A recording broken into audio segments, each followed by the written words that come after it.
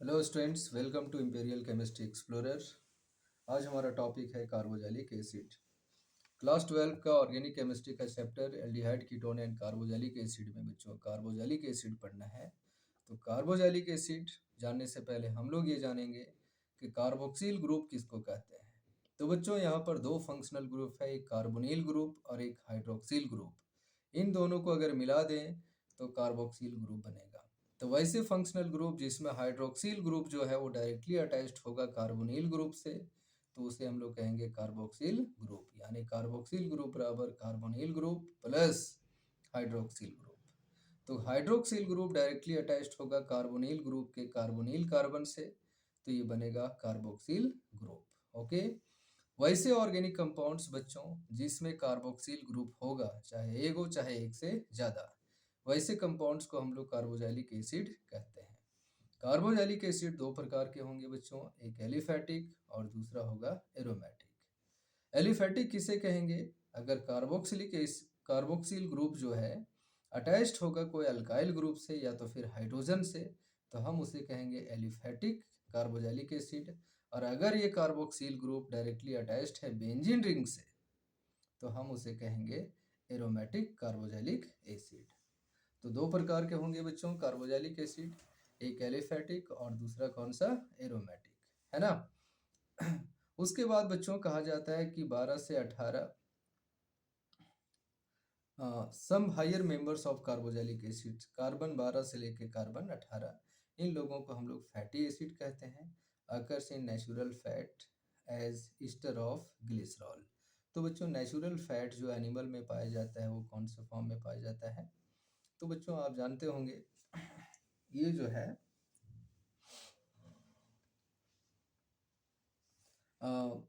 Glycogen के form में पाया जाता है, लेकिन यहाँ पर ये जो है carboxylic acid Easter of glycerol यानी ग्लिसरॉल के ईस्टर के रूप में पाया जाता है। ठीक है।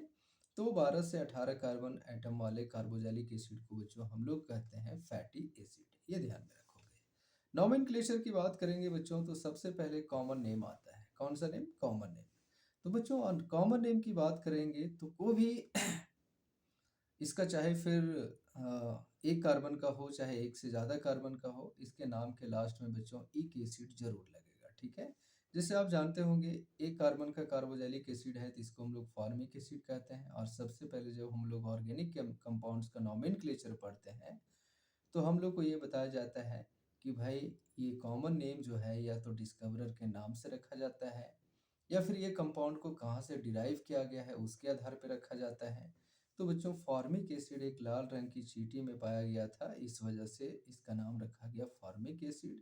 क्योंकि लैटिन भाषा में बच्चों लाल रंग की चींटी को फॉर्मिका कहा जाता है, जिसका मतलब क्या होता है? Red and. एसिटिक एसिड बच्चों विनेगर यानी सिरका में, इसका लैटिन शब्द है बच्चों एसिटम, इसलिए इसका नाम क्या रखा गया? Acetic acid. बच्चों आइपिक नेम की बात करेंगे तो वर्ड रूट आप सभी जानते होंगे, ये नंबर ऑफ कार्बन एटम बताता है, उसमें एन जोड़ेंगे और ओ आई सी ओइक एसिड, तो ये बन जाएगा आपका कार्बोजेलिक एसिड, है ना। अब हम लोग देखते हैं बच्चों कुछ कंपाउंड है जिनका आइपिक नेम और कॉमन नेम हम लोग देख लेते हैं। ठीक है। जैसे मान करके चलो मोनो कार्बोजेलिक एसिड, मतलब ऐसे कार्बोजेलिक एसिड जिसमें एगो कार्बोक्सिल ग्रुप है उसको क्या बोलेंगे? मोनो। अगर दो कार्बोक्सिलिक ग्रुप है तो उसको डाई कार्बोजेलिक एसिड कहेंगे। अगर तीन गो कार्बोक्सिल ग्रुप है तो उसको ट्राई कार्बोजेलिक एसिड कहेंगे। और एक हम लोग पढ़ेंगे बच्चों एरोमेटिक एसिड। तो चार प्रकार के कार्बोजेलिक एसिड का नॉमेनक्लेचर हम लोगों को जानना है। तो सबसे पहले आते हैं बच्चों mono carboxylic acid. Mono carboxylic acid अगर एक कार्बन का है बच्चों तो आइपिक नेम है। बताओ एक कार्बन का रूट वर्ड क्या होता है? मीथेन, मीथ होता है, उसमें एन लगाइए और ओइक एसिड हो गया मिथेनोइक एसिड। दो कार्बन का रहेगा तो इथेन ओइक एसिड, तीन कार्बन प्रोपेन ओइक एसिड, चार कार्बन ब्यूटेन ओइक एसिड, पांच कार्बन पेंटेन ओइक एसिड, है ना। इसका कॉमन नेम बच्चों आप लोग को याद रखना चाहिए। एक कार्बन वाले को फॉर्मिक एसिड कहते हैं, दो कार्बन वाले को एसिटिक एसिड, तीन कार्बन वाले को प्रोपायोनिक एसिड और चार वाले को ब्यूटारिक एसिड, पांच वाले को वैलेरिक एसिड। क्लियर है। डाई कार्बोजेलिक एसिड यहाँ पे दो को कार्बोजेलिक ग्रुप होगा, एक इधर है और एक इधर है ना। तो बच्चों इसका नाम होगा, दो कार्बन वाले अल्केन को क्या बोलते हैं? इथेन। और उसमें लगा देंगे दो को कार्बोजेलिक एसिड है तो डायोइक एसिड। 3 गो रहेगा बच्चों तो प्रोपेन डायोइक एसिड, 4 गो रहेगा तो ब्यूटेन डायोइक एसिड, 5 कार्बन और 2 गो कार्बोजाइलिक एसिड तो बोलेंगे pentane dioic acid. Total carbon 6 है बच्चों और कार्बोजाइलिक ग्रुप कितने हैं 2, तो हेक्सेन डायोइक एसिड। बच्चों अगर कॉमन नेम याद रखेंगे तो याद रखिएगा, हम इसे याद किए थे OMSG, है ना, OMSG। तो O से ऑक्जेलिक एसिड, M से मैलोनिक एसिड, S से सक्सिनिक एसिड, G से ग्लूटारिक एसिड और लास्ट में आता है एडिपिक एसिड। यानी 2 कार्बन का डाइकार्बोजेलिक एसिड है तो ऑक्जेलिक, 3 है तो मैलोनिक, 4 कार्बन है तो सक्सिनिक, 5 कार्बन है तो एडिपिक और 6 कार्बन है तो 5 कार्बन है तो ग्लूटारिक और 6 कार्बन है तो एडिपिक एसिड कहते हैं। ट्राई कार्बोजेलिक एसिड का रूल जो है बच्चों अब चेंज हो गया, पहले कुछ और था लेकिन अब जो है उसको हम लोग पढ़ते हैं 2016 के बाद इसका नॉमेनक्लेचर चेंज हो गया। यहाँ पे बताया गया कि अगर 3 गो कार्बोजेलिक एसिड है या उससे अधिक है तो आप कार्बोजेलिक एसिड वाले कार्बन को काउंट ना करें, है ना, उसके अलावे उसको छोड़ करके बाकी कार्बन को काउंट करिए। तो 1 2 3 3 कार्बन है बच्चों, कहीं भी डबल या ट्रिपल बॉन्ड नहीं है, इसलिए ये प्रोपेन हुआ। और एक नंबर पर एक गो कार्बोजेलिक एसिड, दूसरा पर दूसरा है, तीसरा पर 3, यानी टोटल 3 गो कार्बोजेलिक एसिड हो गया, पहला दूसरा और तीसरा पर। तो 1 2 3 ट्राई कार्बोजेलिक एसिड। इसी तरह से मान करके चलो यहाँ पर 4 कार्बन है, 1 2 3 और 1 4 और 3 गो कार्बोजेलिक एसिड। तो नंबरिंग कर देते हैं बच्चों, इधर से नहीं करेंगे क्योंकि इधर से दूसरा कार्बोजेलिक एसिड दूर पड़ेगा, इसलिए इधर से करते हैं 1 2 3 4। बताइए बच्चों क्या हो जाएगा। एक पहला पर है, दूसरा दूसरे पर है और तीसरा जो है चौथे पर है। तो 4 कार्बन के अल्केन को ब्यूटेन कहते हैं। 1 2 4 ट्राई कार्बोजेलिक एसिड। इसके बच्चों कॉमन नेम की ज़रूरत नहीं है। बात करते हैं एरोमेटिक एसिड। बच्चों बेंजीन से डायरेक्टली अगर एक कार्बोजेलिक एसिड अटैच्ड है तो इसे बेंजीन कार्बोजेलिक एसिड या बेंजोइक एसिड कहते हैं। कॉमन नेम ही बच्चों बेंजोइक एसिड ही होता है। बच्चों अगर मान करके चलो बेंजीन के साइड चेन, यानी बेंजीन में कार्बन है और उससे अटैच्ड कौन है, कार्बोजेलिक एसिड, तो बच्चों ये आपका हो गया पेरेंट चेन, है ना। और पेरेंट चेन से अटैच्ड है ये C6H5, तो इसको कहेंगे फिनाइल। तो फिनाइल ये पहला नंबर हो गया बच्चों और ये कौन हो गया दूसरा।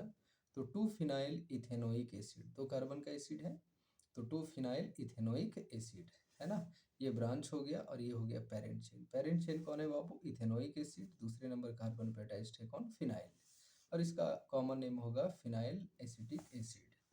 यहाँ पे देखिएगा बेंजीन में 2 गो कार्बोजेलिक एसिड है तो इसका नाम होगा बेंजीन 1 2 डाइकार्बोजेलिक एसिड, डाइकार्बोजेलिक एसिड, और इसको हम लोग कहते हैं बच्चों थैलिक एसिड।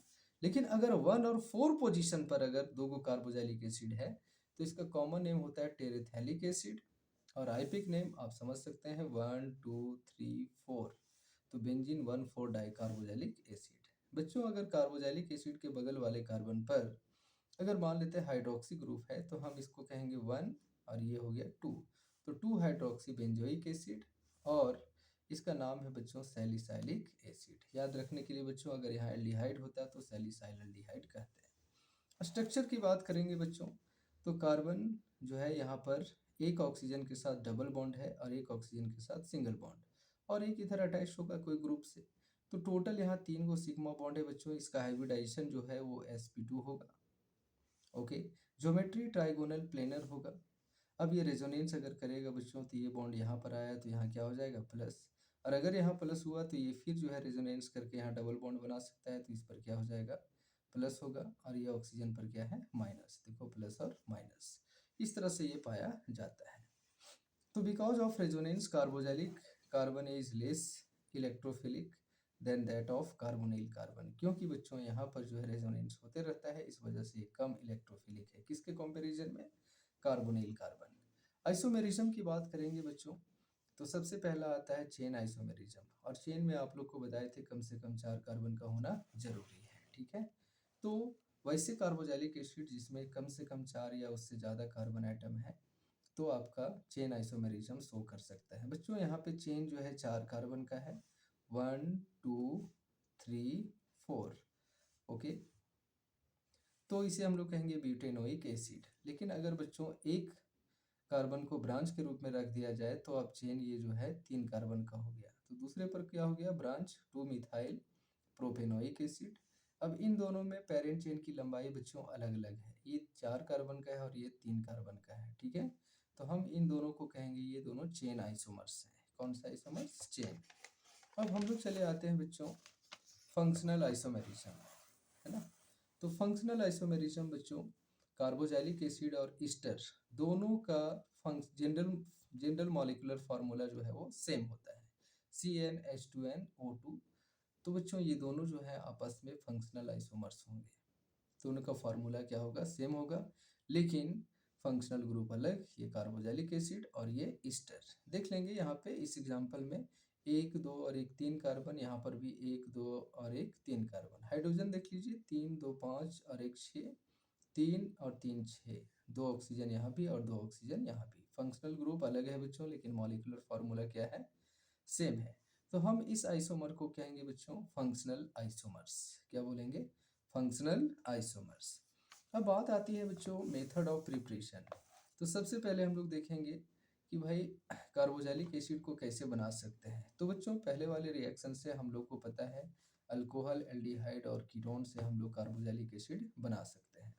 जैसे अगर प्राइमरी अल्कोहल ले लेंगे, अल्कलाइन के MnO4 और हाइड्रोलाइसिस करवा देंगे तो हमें कार्बोक्सिलिक एसिड देगा, और इसमें कार्बन एटम ना तो बढ़ेगा और ना ही घटेगा। ये कार्बन ऑक्सीडाइज होकर के क्या देगा? आपका कार्बोक्सिलिक एसिड, ठीक है। बच्चों के MnO4 के साथ ऑक्सीडाइज होकर के पोटासियम कार्बोक्सिलेट देता है, हाइड्रोलाइसिस होने के बाद फिर कार्बोक्सिलिक एसिड देगा। या फिर डायरेक्टली आप ऑक्सीडेशन करवा सकते हैं K2Cr2O7 से। तो बच्चों ये पहले ऑक्सीडाइज होकर के एल्डिहाइड देगा और एल्डिहाइड का ऑक्सीडेशन के बाद फिर कार्बोक्सिलिक एसिड। या फिर आप डायरेक्टली लिख सकते हैं बच्चों एल्डिहाइड का ऑक्सीडेशन हम लोग करवाएंगे K2Cr2O7 की उपस्थिति में, तो ये कार्बोक्सिलिक एसिड देगा। Ketone and secondary alcohol form acids with fever number of carbon atom. क्योंकि बच्चों कीटोन या सेकेंडरी अल्कोहल का ऑक्सीडेशन करवाते हैं तो कीटोन देता है, और कीटोन जो है बच्चों, कीटोन का जब ऑक्सीडेशन कराएंगे कंसंट्रेटेड H2SO4 और K2Cr2O7 की उपस्थिति में, तो यहाँ पर एक बॉन्ड जो है वो टूट जाता है। और टूटने का तरीका बताए थे बच्चों कि कार्बोनिल कार्बन उस अल्काइल के साथ रहेगा जिसके पास कार्बन एटम कम रहेगा। तो मान करके चलो इसके पास कम कार्बन है तो ये उधर चला जाएगा और ये बॉन्ड टूटेगा, तो ये कार्बन भी कार्बोक्सिलिक एसिड देगा, ये वाला कार्बन भी कार्बोक्सिलिक एसिड देगा, और ये कार्बन भी ऑक्सीडाइज होकर के क्या देगा? कार्बोक्सिलिक एसिड देगा, ठीक है। तो बच्चों सेकेंडरी अल्कोहल ऑक्सीडाइज होकर के कीटोन दिया, कीटोन जो है फिर ऑक्सीडाइज होगा तो दो भाग में टूटेगा। मान करके चलो ये बॉन्ड टूट गया तो ये भी कार्बोक्सिलिक एसिड में कन्वर्ट हो गया और ये भी क्या हुआ? कार्बोक्सिलिक एसिड में कन्वर्ट हो गया। तो इस तरीके से बच्चों हम लोग primary alcohol, secondary alcohol, aldehyde और कीटोन से कार्बोक्सिलिक एसिड बना सकते हैं। नेक्स्ट है बच्चों bye hydrolysis of nitrile, Easter, aldehyde, acid chloride and amide, है ना। तो नाइट्राइल से भी बना सकते हैं, ईस्टर से भी बना सकते हैं, एल्डिहाइड से भी बना सकते हैं, एसिड क्लोराइड से भी बना सकते हैं और एमाइड से भी। तो हाइड्रोलाइसिस ऑफ नाइट्राइल की बात करेंगे बच्चों, नाइट्राइल बोले तो साइनाइड। यहाँ पे हेट्रो एटॉमिक मल्टीपल बॉन्ड है बच्चों, आप सबों को पता है कि यहाँ पर जो है वो हेट्रो एटॉमिक मल्टीपल बॉन्ड में न्यूक्लियोफिलिक एडिशन होता है बच्चों। तो पहले OH अटैक करेगा कार्बन पे और हाइड्रोजन अटैक करेगा नाइट्रोजन पे, एक पाई बॉन्ड टूट गया, ये कंपाउंड बना। रीअरेंजमेंट होगा बच्चों, रीअरेंजमेंट के बाद यहाँ पर क्या होगा कि ये हाइड्रोजन यहाँ से यहाँ आ जाएगा और यहाँ पर डबल बॉन्ड बन जाएगा, ठीक है। यानी कुल मिलाकर के आप समझिए तो यहाँ पर क्या होगा कि हाइड्रोजन, है ना, ऑक्सीजन से अटैच्ड है, एसिडिक है बच्चों, तो ये हाइड्रोजन यहाँ पे आ जाएगा और ये जो डबल बॉन्ड है यहाँ शिफ्ट हो जाएगा। तो ये आपका बन गया एसिड एमाइड। एसिड एमाइड का हाइड्रोलाइसिस करवाएंगे बच्चों तो क्या देगा? Carboxylic acid. कोई बड़ी मैकेनिज्म यहाँ पर नहीं है, आप समझ सकते हैं। यहाँ पर फिर से न्यूक्लियोफिलिक एडिशन होगा, ये तुम्हारा टूटेगा वाटर H+ और OH- में। OH- अटैक करेगा कार्बन पे, ये बॉन्ड उधर शिफ्ट होगा, वहाँ पे चल जाएगा कौन? H। तो बच्चों इस पर क्या हो जाएगा? OH भी हो जाएगा और एक और OH हो जाएगा, तो यहाँ से फिर क्या होगा? अमोनिया बाहर निकल जाएगा और कन्वर्ट हो जाएगा ये कार्बोक्सिलिक एसिड में। तो अल्केन नाइट्राइल हाइड्रोलाइसिस के बाद बच्चों रीअरेंजमेंट करता है, रीअरेंजमेंट के बाद एसिड एमाइड देगा, फिर ये हाइड्रोलाइसिस के बाद क्या देगा? Carboxylic acid. बच्चों ईस्टर का हाइड्रोलाइसिस अगर कराएंगे तो बहुत आसान सी बात है, ये टूटेगा तुम्हारा H प्लस और OH माइनस में, और OH माइनस बच्चों अटैक करेगा इस पे, ये ROH जो है निकल जाएगा हाइड्रोजन लेकर के, और क्या बनाएगा, अल्कोहल, और एक मॉलिक्यूल क्या, कार्बोक्सिलिक एसिड। बच्चों उसी तरह से आपका जो है इथाइल बेंजोएट है ना, ये भी हाइड्रोलाइज करेगा तो कार्बोक्सिलिक एसिड देगा, ठीक है। तो एक देगा बेंजोइक एसिड ये वाला पार्ट, और ये जो है बच्चों देगा आपका इथेनॉल, ठीक है। तो यहाँ पर बच्चों एक मॉलिक्यूल अल्कोहल मिलेगा और एक मॉलिक्यूल क्या, कार्बोक्सिलिक एसिड। एसिड क्लोराइड का बच्चों अगर करवाएंगे COCl है, तो यहाँ पर बच्चों आप समझते होंगे कार्बन यहाँ पर ऑक्सीजन के साथ डबल बॉन्ड बनाया हुआ है और क्लोरीन बगल में है, OH अटैक करेगा, क्लोरीन बाहर निकलेगा बच्चों HCl के रूप में, कौन सा रूप में, HCl के रूप में, है ना। तो ये आपका कार्बोक्सिलिक एसिड देगा बच्चों, it is more rapidly hydrolysed in alkaline medium, ठीक है, अल्कलाइन मीडियम में ये फास्ट हाइड्रोलाइसिस होता है।